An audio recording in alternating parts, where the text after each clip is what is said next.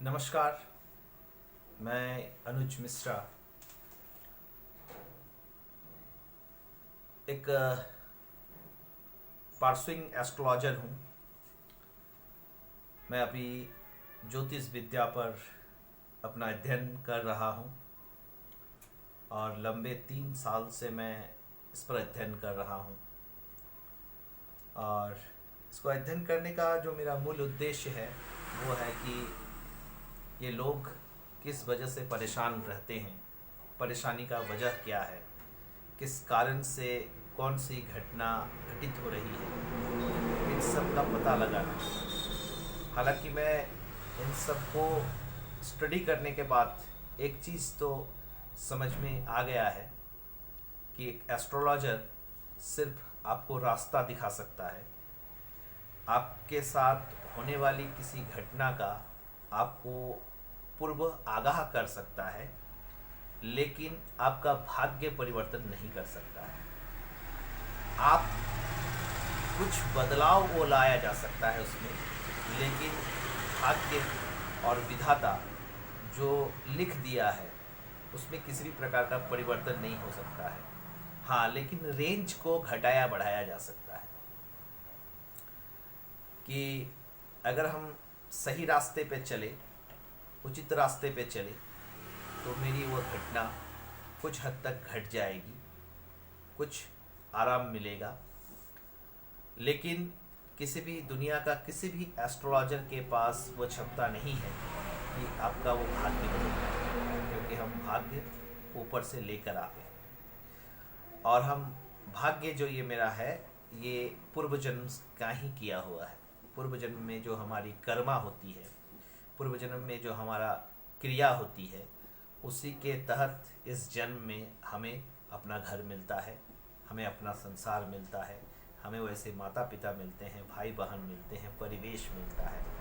वो हमारे पूर्व जन्म के किए हुए कर्मों के आधार पर ही मिलता है।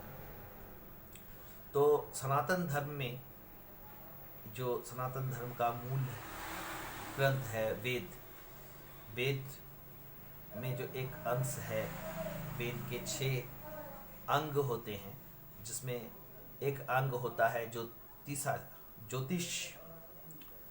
तो वो वेद की आंखें कहलाती है। अर्थात ज्योतिष जो है, ज्योतिष विद्या जो है, वो आंखें है वेद का।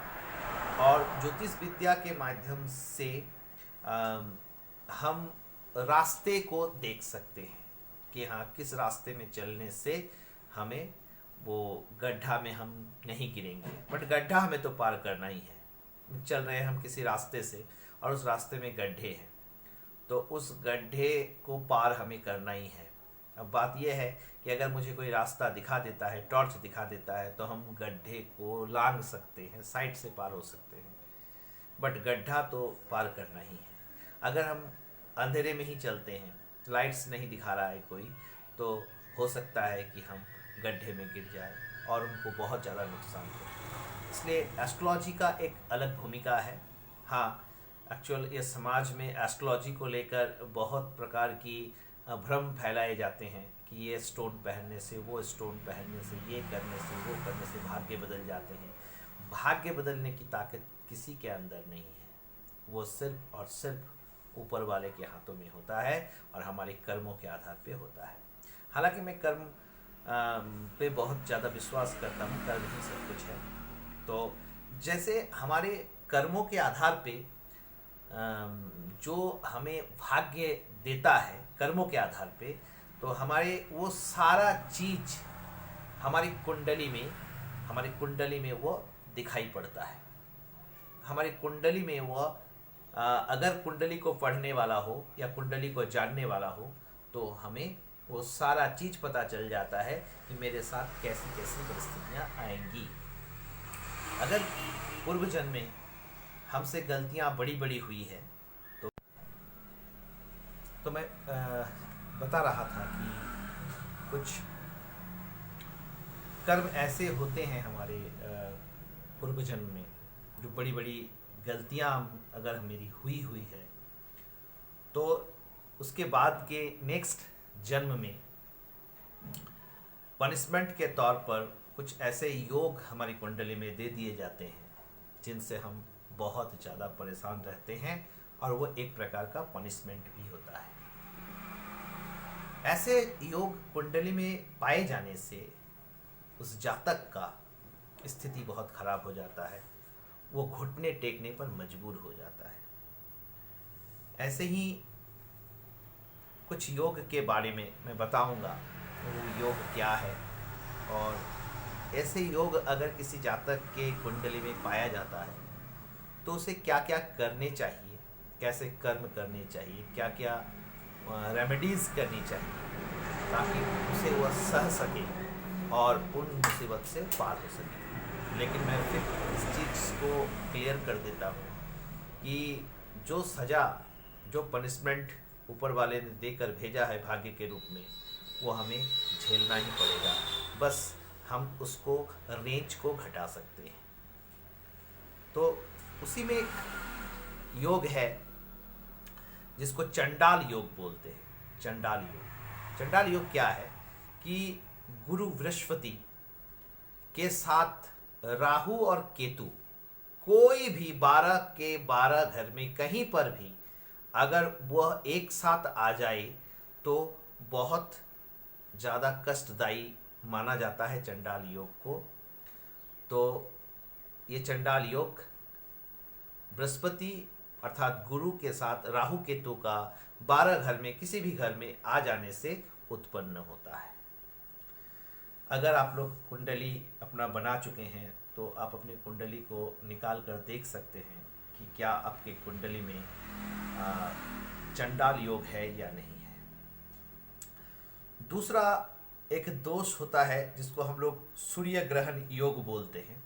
सूर्य ग्रहण योग, सूर्य ग्रहण योग क्या है कि सूर्य के साथ, सन के साथ अगर राहु और केतु किसी भी घर में आ जाए, किसी भी घर में आ जाए तो वह सूर्य ग्रहण योग कहलाता है। तीसरा हो गया चंद्र ग्रहण योग, अर्थात चंद्रमा के साथ, सोम के साथ राहु और केतु किसी भी घर में आ जाए इसे चंद्र ग्रहण योग कहते हैं। नेक्स्ट आपका है पितृदोष। यह बहुत ज़्यादा पाया जाता है कुंडलियों में। पितृदोष तो लगता ही है। मैंने जितनी भी कुंडलियाँ देखी है या जितनी भी कुंडलियाँ बनाने का प्रयास किया है उसमें 90% कुंडलियों में मैं पितृदोष को पाया। पितृदोष क्या होता है कि ये जो दूसरा घर होता है, जातक की कुंडली के जो 12 घर होते हैं उसमें दूसरा घर, 5वां घर और 9वां घर, मतलब 2, 5, 9, इसमें अगर शनि के साथ राहु और केतु कहीं पर आ जाता है, शनि के साथ राहु और केतु कहीं पर भी आ जाता है तो वह पितृदोष के रूप में प्रकट होता है। पितृदोष अर्थात 2, 5, 9 के साथ शनि और राहु और केतु का एक साथ आना, राहु या केतु, लेकिन शनि रहेगा। शनि उसके साथ राहु आए या उसके साथ केतु आए, और अगर वह दूसरे घर में, 5वें घर में और 9वें घर में पहुंच जाए दोनों मिलकर, तो वह पितृदोष का रूप ले लेता है और जातक को पितृदोष से बहुत बड़ी समस्या उत्पन्न होती है। हालांकि पितृदोष समाज में जो क्रियाकलाप चल रही है इसमें पितृदोष होना लाजमी है। हर व्यक्ति का पितृदोष पाया जाएगा जिस प्रकार की घटनाएं समाज में चल रही है। एक्चुअल सनातन विधियों का, वेद के विधियों का प्रयोग अब नहीं हो रहा है। परंपराओं में इस प्रकार से धर्म लपेट लिया गया है, परंपराओं से, कि हम अपने मूल धर्म से दूर हट चुके हैं, वैदिक नियम कानूनों से दूर हट चुके हैं, और हमें पता ही नहीं होता है कि हम जो करते हैं उसका क्या कारण है, या फिर हमने कोई भी अनुष्ठान किया उस अनुष्ठान के क्या नुकसान हो सकते हैं अगर वो सही से ना हुआ हो, या फिर अनुष्ठान का सकारात्मक पक्ष क्या है, नकारात्मक पक्ष क्या है अगर हम कानून, नियम कानून को ना मान के चले। मैं यहाँ तक भी देखा हूँ कि कहीं पर पूजा हो रही है, बड़े पूजा हो रहा है, तो हम ऐसे भी स्थान देखे हैं जहाँ पर यज्ञ नहीं होता है। मैं आपको बता दूं, हमारे वैदिक धर्म में, हमारे वेद सिद्धांत में अगर यज्ञ ना हो तो वो पूजा असफल माना जाता है। और जिस पूजन कार्य में या फिर जिस क्षेत्र में या फिर जिस घर में यज्ञ का अनुष्ठान नहीं होता है, साल में एक बार, 5 साल में एक बार, 10 साल में एक बार यज्ञ अनुष्ठान नहीं होता है, तो वह घर शमशान के समान हो जाता है। फिर यदि जातक के 5वें घर में राहु हो और उसके साथ पितृदोष भी हो, पितृदोष मतलब 2, 5, 9 के घर में शनि के साथ राहु या केतु का आ जाना। अगर 5वें घर में पितृदोष, किसी जातक का पितृदोष है और 5वें घर से है पितृदोष, और 5वें घर से अगर पितृदोष हो और वह दोष राहु के कारण हो, क्योंकि पितृदोष राहु और केतु दोनों के कारण होता है, तो वह नाग दोष के रूप में बदल जाता है।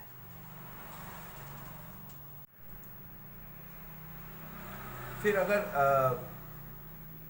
12वें घर में, किसी भी घर में अगर मंगल के साथ, मंगल ग्रह के साथ राहु और केतु आ जाए तो वह अंगारक योग बनता है। अंगारक योग एक खतरनाक योग है जो जातक को तकलीफ देता है, कष्ट देता है। शनि के साथ केतु का कहीं पर भी आ जाना, 2, 5, 9 को छोड़कर शनि के साथ केतु का किसी घर में आ जाना, इसको पिशाच योग कहा जाता है। ये योग भी हमें बहुत तकलीफ देता है। और चंद्रमा के साथ कोई ग्रह ना हो एवं आगे पीछे के भाव में कोई ग्रह ना हो, तो किसी भी ग्रह की दृष्टि चंद्रमा पर ना हो, तब जातक को केम दुम्र योग से पीड़ित होता है। तो जीवन में बहुत ज़्यादा परिश्रमी अकेले ही करना पड़ता है। इस प्रकार और भी कई दोष हैं, जैसे गंडमूल दोष, काल सर्प योग,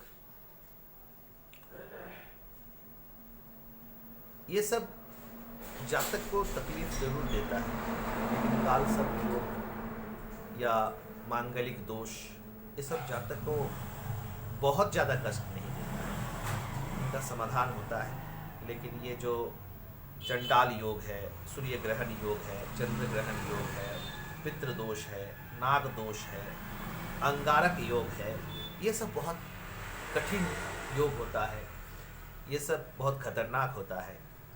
और किसके कुंडली में कौन सा दोष है, सबसे पहले ये पता करना चाहिए, उसके बाद उसका निवारण भी करना चाहिए, जिससे हमारा या हमारे आने वाली पीढ़ी को बहुत सारी समस्याओं से मुक्ति मिल जाएगी।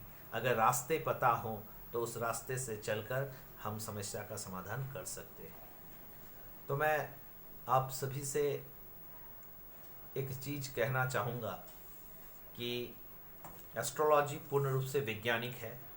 एस्ट्रोलॉजी कभी गलत नहीं होता है। गलत वो होता है जो एस्ट्रोलॉजी को करता है। एस्ट्रोलॉजर वो पैसा कमाने के चक्कर में एक र्यूमर फैलाता है, डर फैलाता है, डर फैलाव करता है, ताकि सामने वाले जातक को डर हो जाए।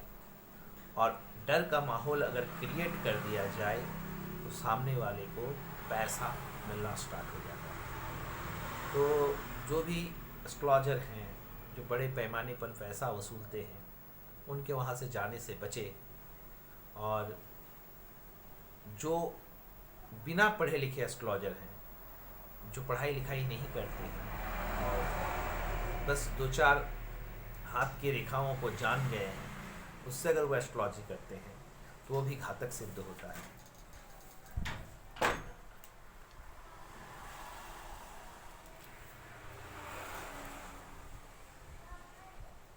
इस विषय पर मैं इन योग के क्या निवारण हैं, इन समस्याओं का क्या समाधान है, मैं नेक्स्ट वीडियो में आप लोगों को बताऊंगा।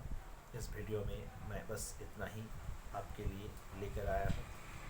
प्रतीक्षा कीजिए मेरे नेक्स्ट वीडियो का। अगर किसी को कोई समस्या या समस्याएं हैं तो आप मेरे व्हाट्सएप पे या मेरे यूट्यूब चैनल पर कमेंट कर सकते हैं। मैं उनको देखकर आपके लिए समस्या का समाधान ढूंढने का प्रयास करूंगा। धन्यवाद।